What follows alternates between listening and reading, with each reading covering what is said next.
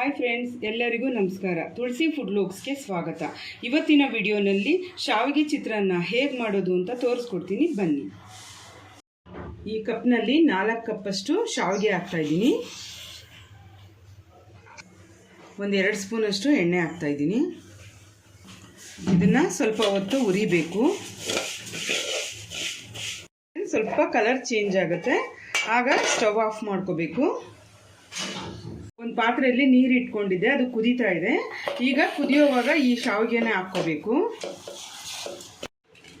ನೋಡಿ ಫ್ರೆಂಡ್ಸ್, ಒಂದು 2 ನಿಮಿಷ ಕುದಿಸಿದ್ರೆ ಸಾಕು. ಈ ನೀರೆಲ್ಲನೂ ಬಗ್ಗಿಸ್ಕೊಬೇಕು.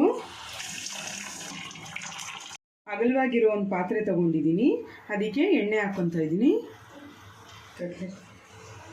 ಸಾಸಿವೆ ಹಾಕ್ತಾಯಿದ್ದೀನಿ, ಕರಿಬೇವು, ಕಡಲೆಬೇಳೆ,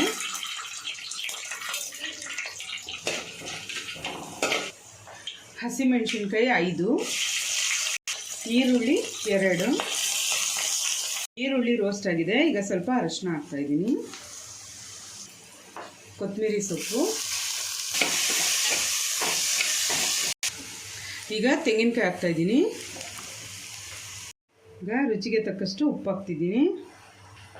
ಶಾವಿಗೆ ಹಾಕ್ತಾಯಿದ್ದೀನಿ.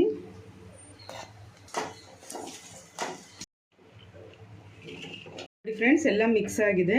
ಈಗ ಇದು ರೆಡಿ ಆಗಿದೆ.